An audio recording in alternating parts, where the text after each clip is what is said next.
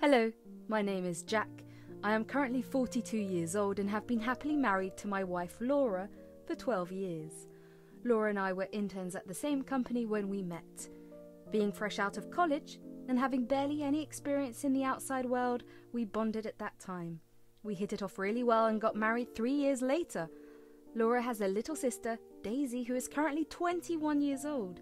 She was a miracle baby, at least that's how Laura's parents justified Daisy's existence. She was pretty young when we met. The age difference along with the distance means that neither Laura nor I got any time to really bond with her. However, we were kept constantly updated by Laura's parents about Daisy's success and accomplishments. As her family, Laura and I truly felt proud of Daisy. We never failed to show her our appreciation either. Whenever she accomplished something, be it either academically or in co-curricular, we always sent over a present along with a bouquet of daisies. So you could say our relationship with Daisy was pretty cordial. We never had any issues with her and constantly showed her our love and support. It is because of our rapport that we took pity on Daisy when she showed up in tears at our doorstep. Daisy decided to go to university in our city, and as far as we knew, she was doing well. We would invite her over for dinners every once in a while. When Daisy showed up in tears, I hurriedly invited her in and asked her what was wrong. She asked if Laura could also be part of the conversation, because she had something important to ask us. I called Laura over, and the three of us sat in the living room as Daisy took a deep breath and finally began to talk. "Daisy, what's wrong? Please come in. Is everything okay?" "Thank you. I don't know where else to go.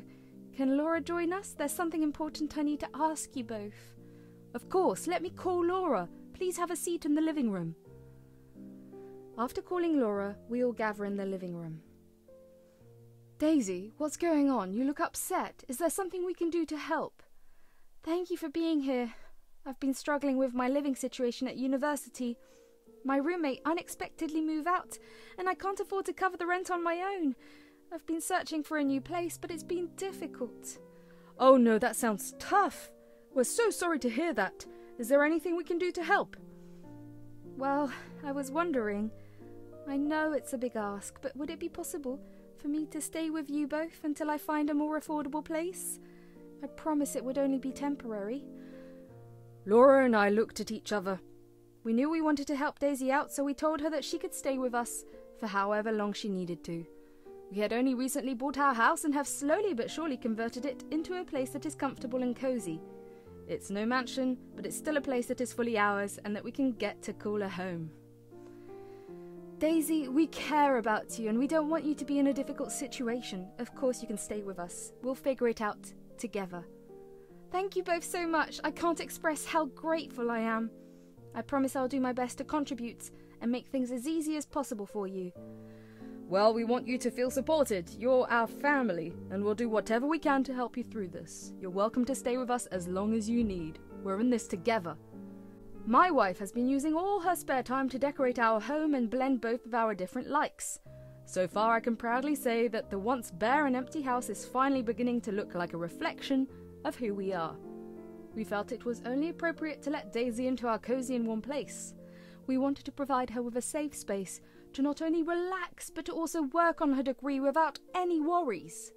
Daisy was so grateful for our compassion and promised us that we wouldn't regret our decision.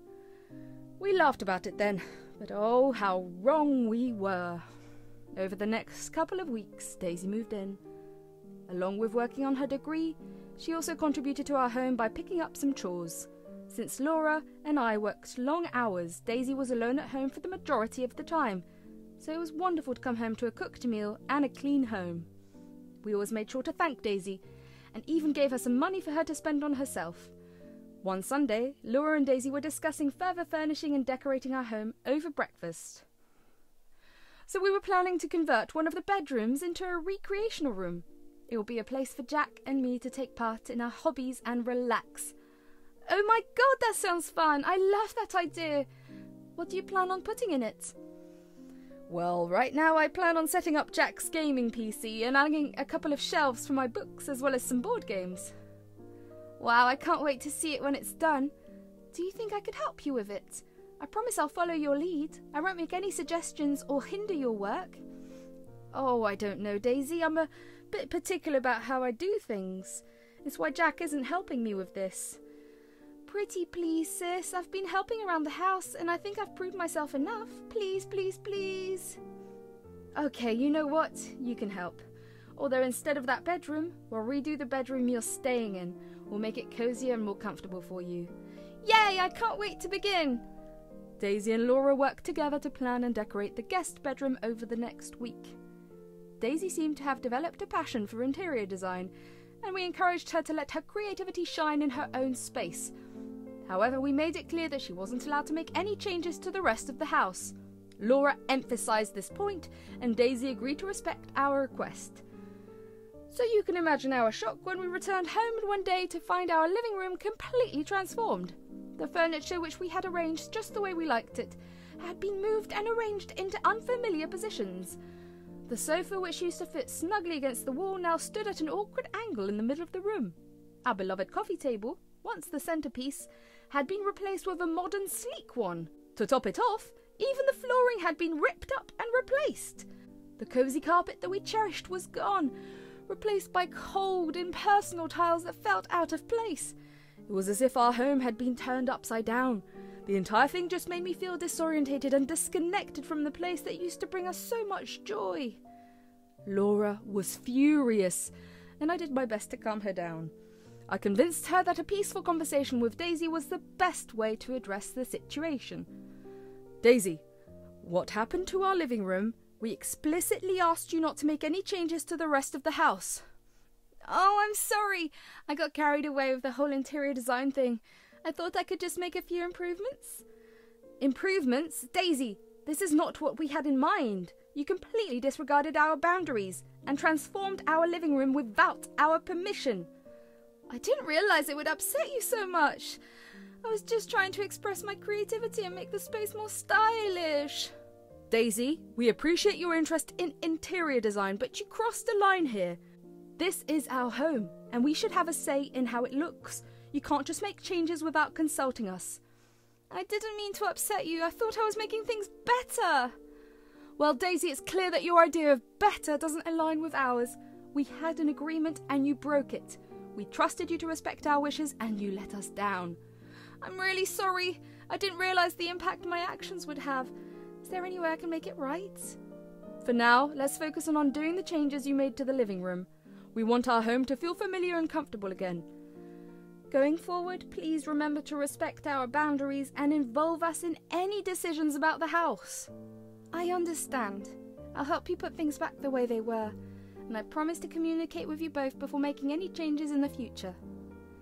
That's a good start, Daisy. We hope you truly understand the importance of respecting our home and our feelings.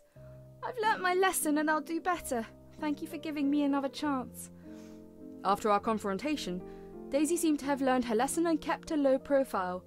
Laura and I decided to move forward and put the incident behind us. We wanted to maintain a good relationship with Daisy and keep a positive atmosphere at home. Laura and Daisy put the living room back to how it looked before. However, there was still tension between us. We kept a watchful eye on Daisy, watching for any changes she made in the house. Even though we tried to move on, we couldn't forget how she had betrayed our trust by making unauthorized changes. Unfortunately, it became clear that Daisy hadn't learnt her lesson. She continued to make changes to the house without asking us. I felt like she didn't care about our boundaries or how her actions affected us. At first, the changes were small, like new curtains or a different rug, but over time they added up and made our home feel unfamiliar and uncomfortable. Daisy didn't seem to care about what we wanted and kept making changes without our permission. Laura and I would talk to Daisy about it, reminding her of our agreement and how we felt. We wanted her to understand how her actions hurt us and to stop making changes without asking. But Daisy didn't seem to get it. She ignored our concerns and acted like it was no big deal. She said she was just trying to make things better and ignored our feelings. It was frustrating because we wanted to take control of our living space again. But we couldn't force Daisy to stop since it was still her temporary home, and we had originally welcomed her in.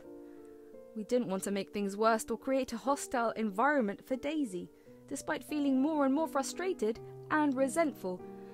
As days went by, I couldn't help but notice a striking change in Daisy's attitude towards us.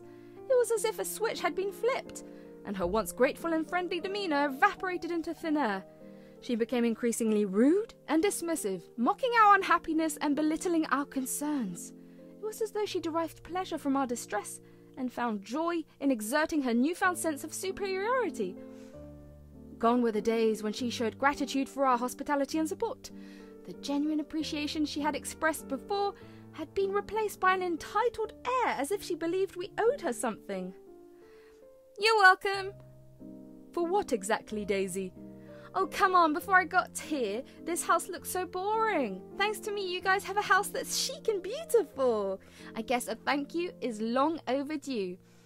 "Daisy, we have told you on multiple occasions to not interfere with our interior design." "Oh, please, Laura.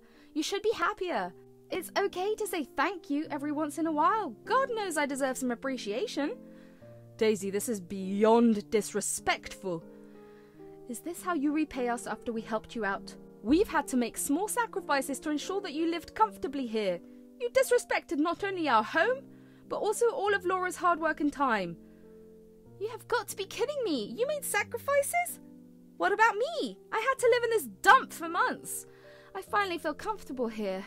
I'll be in my room waiting for your gratitude." Her dismissive attitude hurt. It made us feel unimportant and unappreciated. She seemed to enjoy dismissing our emotions and imposing her authority over us.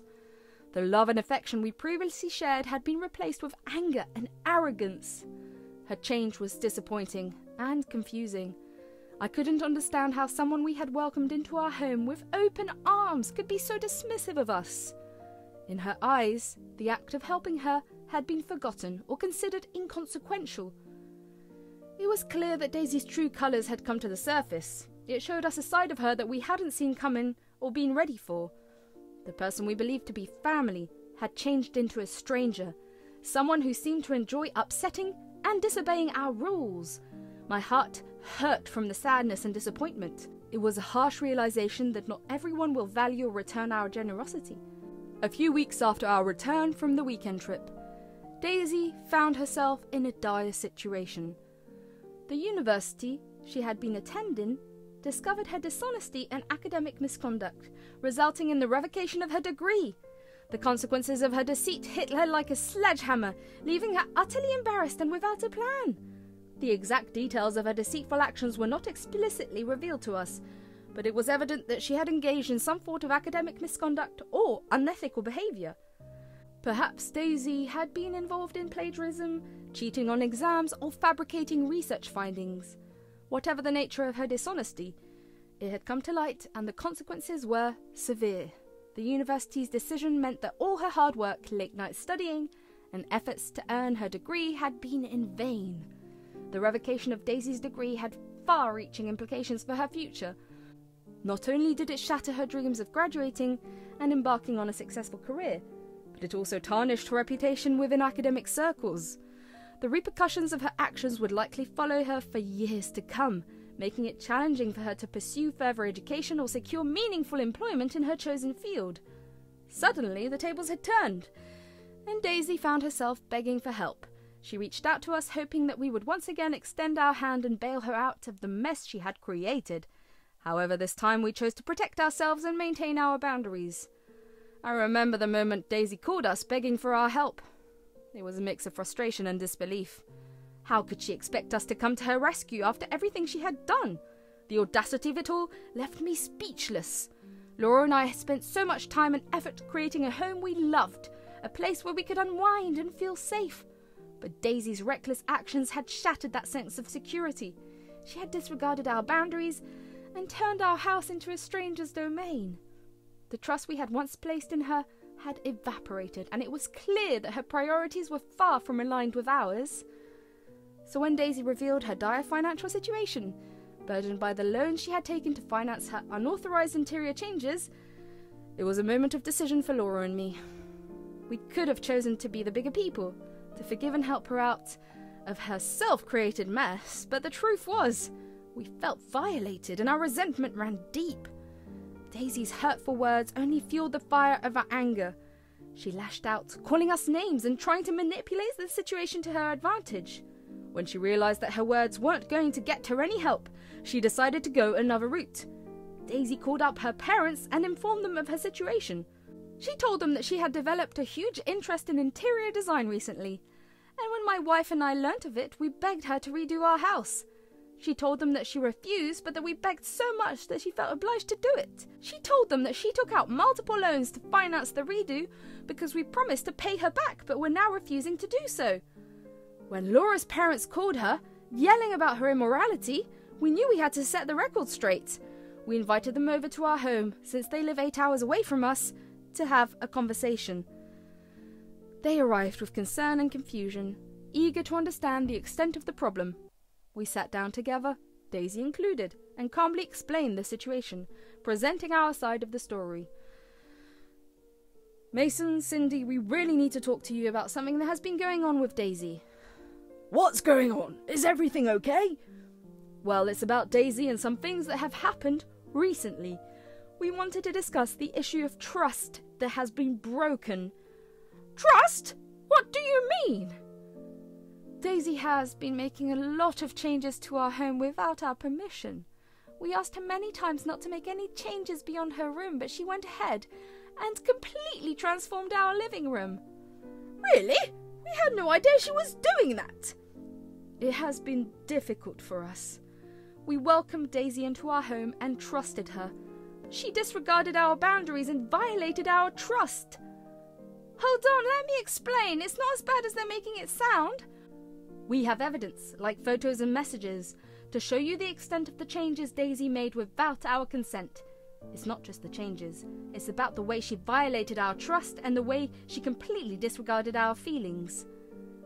We want Daisy to understand the consequences of her actions and how they have affected us. This is disappointing. We had no idea Daisy had done this. We can see how she has betrayed your trust. We wanted to share this with you because we believe it's important for Daisy to acknowledge the seriousness of what she has done. We're disappointed with Daisy's behaviour. We won't bail her out completely, but not helping her would be too cruel for us. After they finally realised the seriousness of what she had done and how she had betrayed the trust of her family, they had to accept that Daisy had really messed up. They made it clear that they wouldn't bail her out completely, because they believed she needed to face the consequences and learn from her mistakes, but they also wanted to help her get back on her feet. Daisy's father offered her a job in his company, where she could work and pay off the debts she had accumulated. They assured us that they would keep a close eye on her progress and make sure she took full responsibility for what she had done. Daisy's reaction changed from defiance to realising how serious the situation was. She felt sorry and started crying when she understood the consequences of her actions. Laura and I had mixed feelings about the offer Daisy's parents made. We knew she needed to face the consequences and learn from her mistakes, but we also didn't want her to suffer for a long time. Eventually, we decided to let her parents take the lead in helping her after her degree was revoked. It was a tough decision. We had to focus on our emotional well-being and set boundaries. We knew forgiveness would take time, and our relationship with Daisy might never fully recover. But we had to do what was best for us and not encourage her entitled behaviour. After everything settled down, Laura and I worked on rebuilding our home and making it our own again. We found comfort in knowing that our space would reflect our tastes and preferences once more. It would take time to heal, but we were determined to move forward and create new memories in our restored home. Looking back, I realised that what goes around comes around. Daisy's lying and disrespect not only made her lose the degree she worked hard for, but also messed up her relationships with people who cared about her. It's a reminder that our actions have consequences and can affect our lives in unexpected ways. Daisy's future might be tough, but I hope she learns from this and grows as a person. As for Laura and me, we've learnt the importance of setting boundaries, protecting our home, and forgiving when it feels right for us. Our journey continues and we'll try our best to create a loving and peaceful environment, even though Daisy's actions have left scars.